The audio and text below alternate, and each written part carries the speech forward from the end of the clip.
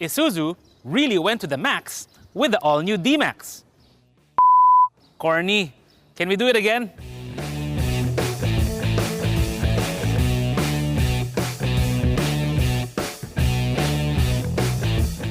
Now, the D-Max is Isuzu's really proud pickup truck. Actually, they have a really long history when it comes to pickup trucks, one that goes back to the Fuego and even well before that. This one is the third generation Isuzu D-Max. And surprisingly, we didn't have to wait as long because, well, unlike the previous generation, they did not have to set up an assembly line in the Philippines. So this one is a pure Thailand import. Now, there isn't really much car makers can do about the design of pickup trucks because these are vehicles meant to work, so they generally go big and bulbous and block-ish. But not with the case of the D-Max. I like how they shaped the front of it with these headlamps, with the LEDs down here. It looks very neat, especially at night. One thing I really like is the treatment of Isuzu for the front grille. They've really veered away from a lot of the chrome that they used to use a lot before here on this LSE variant. So for example, the only chrome you'll see is the Isuzu grille, or sorry, Isuzu name on the grille. Beyond that, it's piano black and gloss gray. Actually, from now on, we'll call it pretty much gunmetal gray because that's what it reminds me of from the Tamiya model kit color palette. They use that same color on a lot of parts of the vehicle, like the fender flares, the side mirrors, the roof rails, and even on the door handles and a few other bits and pieces here and there.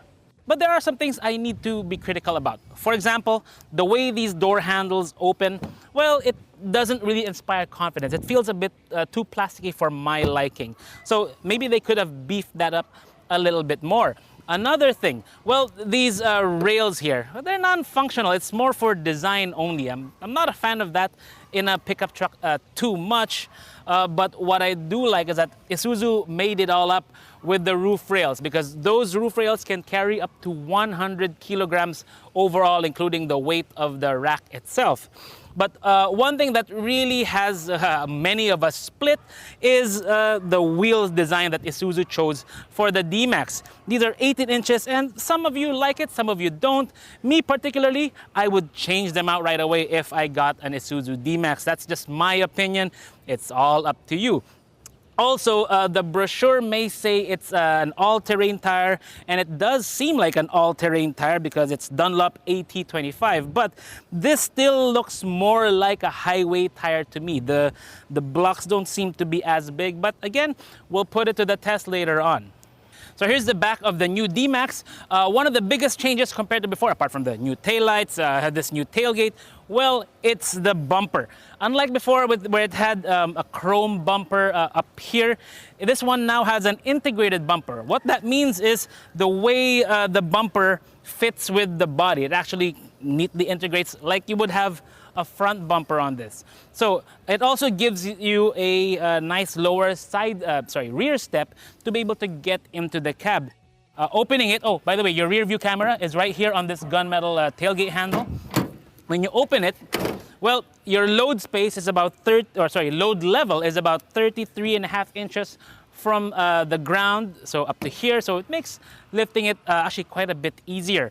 As you can see, we have 4 balikbayan boxes in here. We couldn't get a 5th in, so these are jumbo ones, so that's something to keep in mind. The length from the back of the bed up to the front of, the rear of the cab is 56 inches. The width here is a total of 58 inches, and between the wheel arches is 43.5 inches. So those are some measurements to keep in mind for the deck of the Isuzu D-Max. The height from the bottom up to the side rails, or excluding this design rail right here, is about 19.25 inches. So yes, this is a pretty sizable bed compared to the class, and it's very competitive.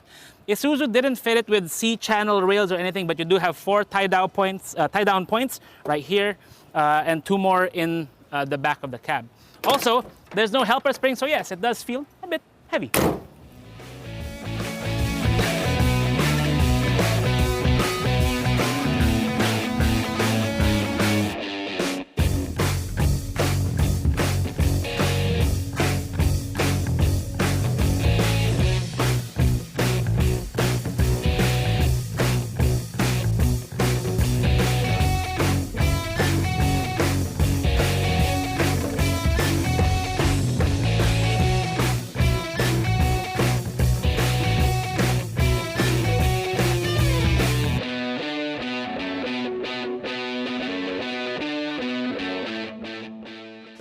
So here's the engine bay again of the all-new Isuzu D-Max. So what we see here is a Ford JJ3 TCX. It makes 190 horsepower and 450 Newton meters of torque. That is a 13 horsepower improvement and a 70 Newton meter improvement compared to the previous model. Now they changed a few things with internals and to make it more efficient, but one of the biggest changes here is the turbocharger, or at least the control system for the turbocharger. Before it wasn't using an electronic system, now it is. So it's got a little actuator or motor or whatever it is here on top of the turbocharger itself, controlling the angle of the vanes or the nozzle of the turbo itself. So they were able to achieve a nicer, flatter torque band, torque curve, torque line for the vehicle itself, and it gave them the bump in power and the bump in torque. Of course, I mentioned before, this one does not have an electronic power steering unit like they have in Australia. We have the hydraulic power steering unit. You can tell by the reservoir tank over there.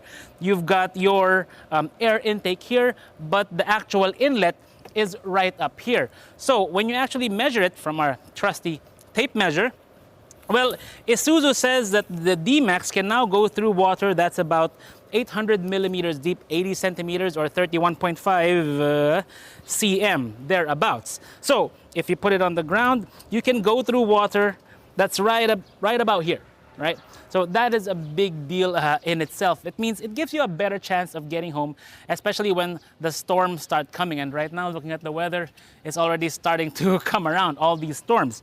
And they're actually a bit conservative in that regard, because the level of the intake itself, the inlet, is 100 millimeters or 1 meter above the ground. So it's leaving you room for error. Hopefully you don't have to push the limit of it too much, because it really does take a toll on the longevity of your vehicle.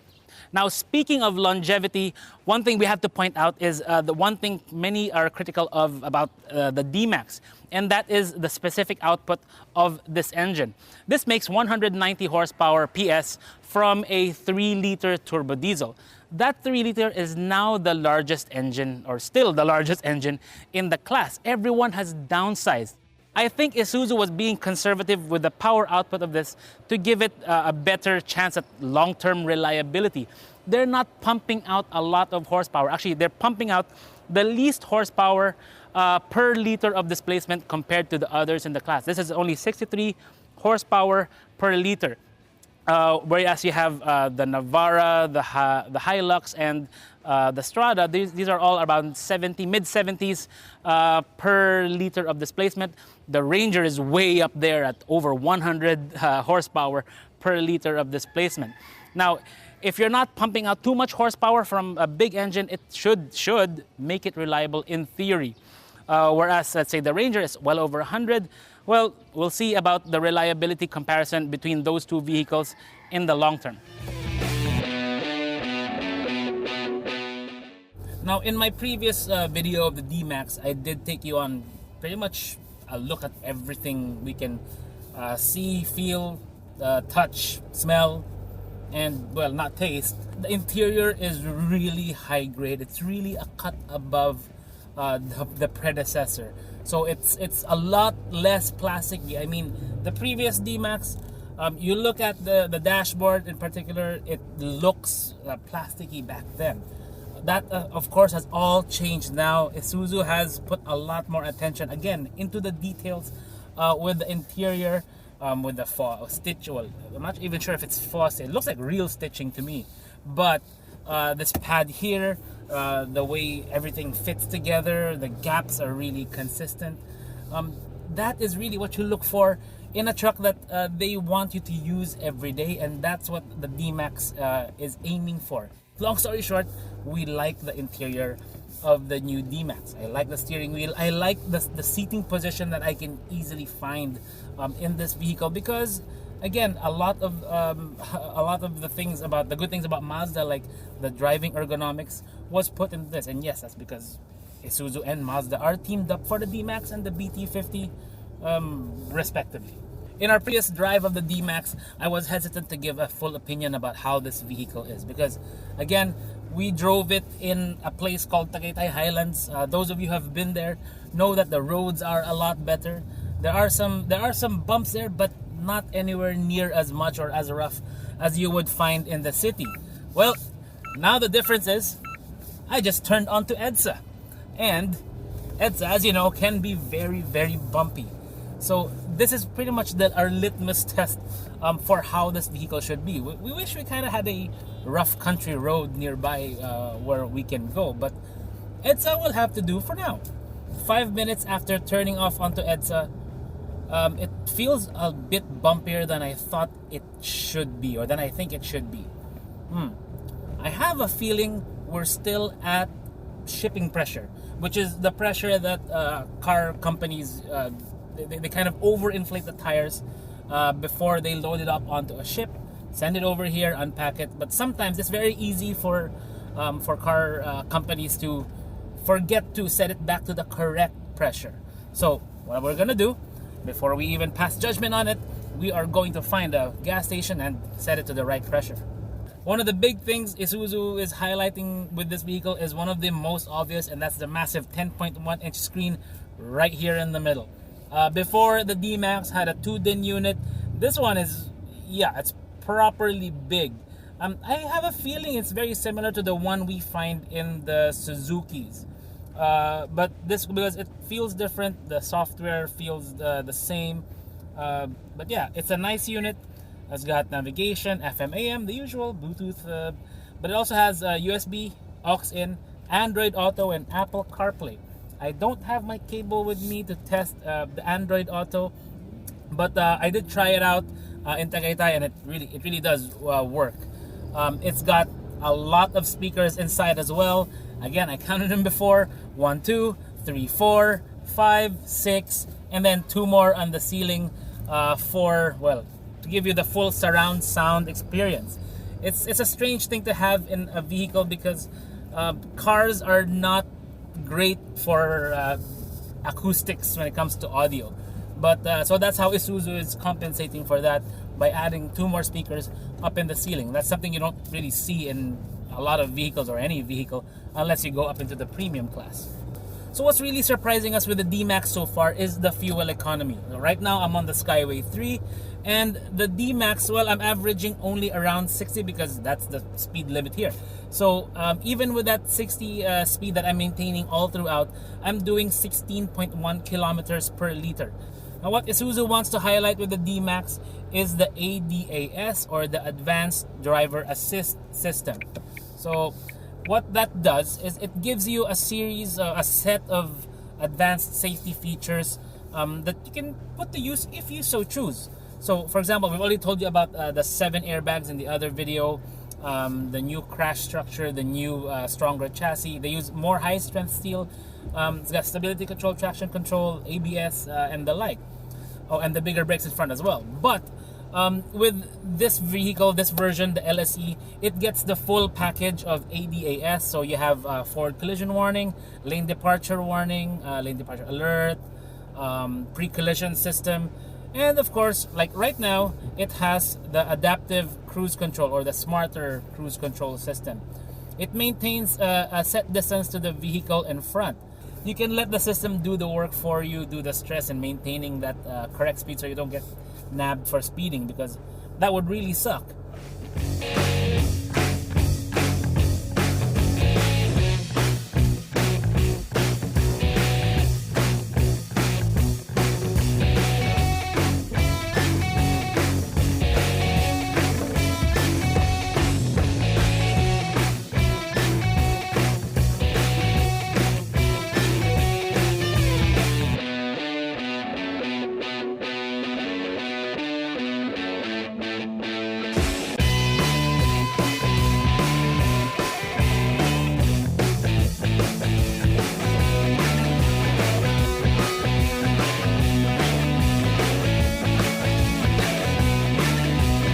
So now we're finally out of the city and somewhere where we can have a bit more fun with the D-Max. The ground clearance here, you can really enjoy. It's 240 millimeters. Again, it's about 5 millimeters more than the previous model. So dealing with ruts and bumps and rocks on the road, not a problem at all. So, ooh, a little scrape there. I initially thought it was a variable ratio steering, but it doesn't seem like it. It feels like Isuzu really just kind of dropped down the gears in the power steering system somehow to make it easier to maneuver in the city, but even when you're driving faster, it feels nice and light. Not too light, just right. And then there's a way the suspension makes the D-Max behave. So for example, we'll take a right-hand turn now, very sharp, right? It's no tire squeal, no drama, nothing. That was around, I think, 30 kilometers per hour. It's not too bad. What I think Isuzu did was, they changed the suspension geometry, that we know. They also changed the rear suspension with the new, I think, 3-leaf spring design. But what I think they did is they bridged the gap between the two. In the previous D-Max, there was a big difference in damping between the front and the rear. The front was much softer, the rear was much stiffer. That was to give it kind of a bias towards carrying a load. All those changes made the D-Max a lot nicer to drive around the bends. Alright, so now it's time for a quick performance check. So this D-Max has 190 horsepower, it's 13 more than before, and 450 Newton meters of torque with a 6-speed automatic. Now our benchmark for the pickup truck class right now is a Toyota Hilux, which did it in 10.8 seconds, 0 to 100 kilometers per hour. So now, let's see what the D-Max can do. Keep the revs up to as much as we can, and then go!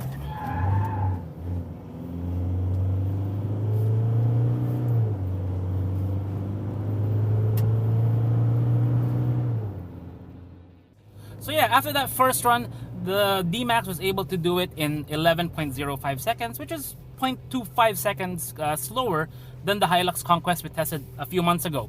The interesting bit here is that the Hilux and the D-Max actually share a very similar gearbox, maybe two different versions, but they're generally the same, or mechanically the same, should be anyway.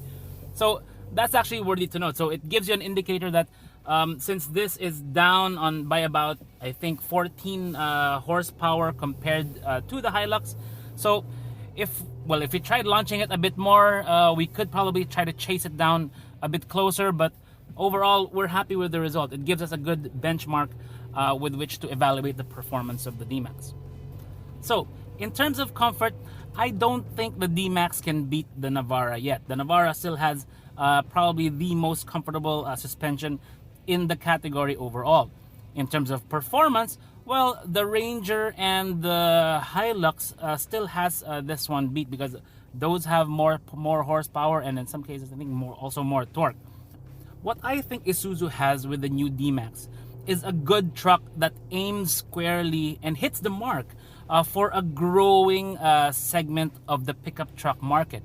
And these are the lifestyle buyers, people who are looking for a truck but don't really need the full carrying capacity, like if they were farmers or engineers or in construction, but can give them the utility of the truck and as well as the comfort of an SUV. That is something that's very hard to achieve, because it goes against some of the qualities people normally or associate trucks with.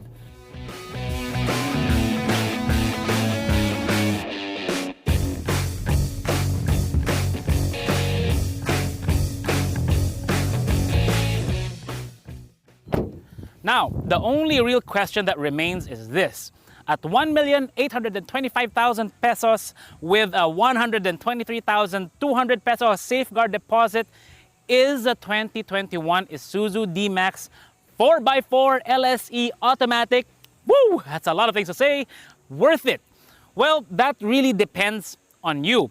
If you've test driven this vehicle and like it, by all means, it is a great truck, and we have no doubts that it's going to be very reliable for you in the long term. It's also interesting that a lot of the competitors of the D-Max are more evolutions of the model itself, not revolutions. This one is a revolution completely from the previous model. It also begs us the question, Isuzu should really come up with a 4x2 LSE variant, because we think that might hit a better note with our market. And also, given that the D-Max is already this good, well, we can't wait to see what the 2021 or 22 MUX is going to be like. This is Vince Bornelos of AutoIndustriya. Thank you for watching. Please subscribe to our YouTube channel, follow us on Facebook and Instagram, and on Twitter.